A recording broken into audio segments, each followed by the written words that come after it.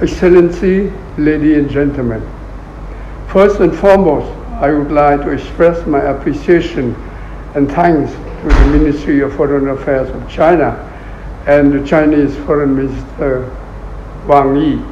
for convening and inviting me to deliver remarks at this workshop. This commemoration of the 20th anniversary of signing of the Declaration of Conduct of Parties in the South China Sea, DOC, brings back great nostalgia and many fond memories for me.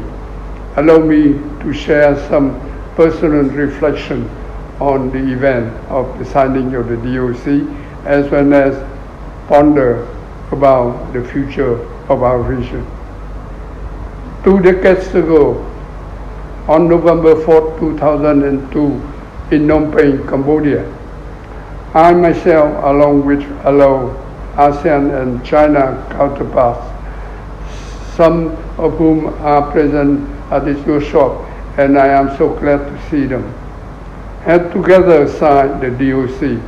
embodying our collective commitment to promote peace, stability, cooperation, and mutual trust in the South China Sea. While we gather today to look back to this milestone achievement,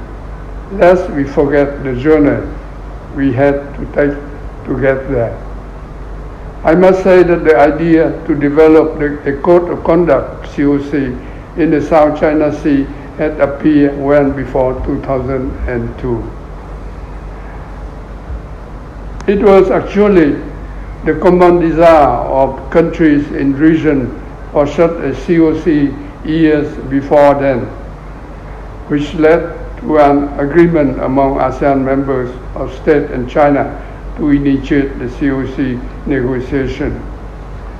And eventually, the Declaration of Conduct came into life in the place of the Code of Conduct. The DOC is the first ever political document to be jointly issued by ASEAN member states and an external partner, and gladly it is China. This joint document became a valuable contribution to the promotion of peace, mutual trust, confidence, and cooperation among ASEAN member states and China. The declaration shows the commitment of all parties and the purposes and principles of the Charters of the United Nations, the 1982 UN Convention on the Law of the Sea, the Treaty of Amity and Cooperation in Southeast Asia, the prime principle of peaceful coexistence, and other universally recognized principles of international law, which serve as the basic norm and governing state-to-state relations. It reaffirmed the parties' respect for the commitment of the freedom of navigation in and overfly above the South China Sea to seek a peaceful solution to dispute without resorting to the threat or use of force in accordance with universally recognized principles of international law, including the 1982 UNCLOS, and also emphasize the importance of the exercise of self-restraint in the conduct of the activities that would complicate or escalate disputes and reflect peace and stability, as well as the exploration of conducting maritime cooperation and trust and confidence building. It is not an overstatement to say that this declaration is the joint expression of the political will of the parties in laying out the principle, rule, and norms for peace, stability, and security in Southeast Asia. And after 20 years, the context of the changing geostrategic landscape, the growing interest of various stakeholders toward the region, as well as the increasing importance of the Southeast Asia as a vital sea lane, have all accentuated the DOC significance. Excellency, ladies and gentlemen, on this occasion of the 20th anniversary of the signing of the DOC, it is more imperative than ever for ASEAN member states and China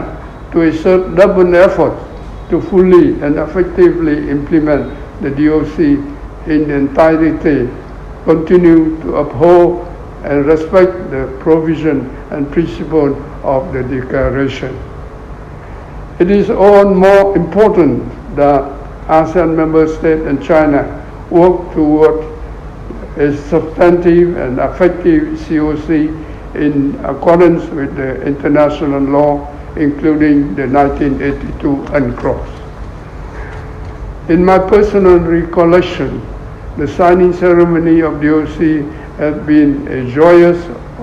occasion, as the DOC was the first of its kind, but it is at the same time there also linger and a quiet hopefulness for the prospect and an effective, substantive and legally binding COC in the future. Looking back, it is at times regrettable that we have not been able to come to the conclusion of the COC 20 years ago. I am so glad then. However, looking toward a brighter future ahead, it shall now be up to the generation to push this process forward, and there is no reason that this COC cannot be obtained in the foreseeable future. For now, in the absence of such a desired COC, the parties of the DOC need to be fully committed and actively engaged in the full and effective implementation of the DOC, guided by the spirit and letters of these important documents. The full and effective implementation of DOC, I believe, would also contribute substantially in building a common home,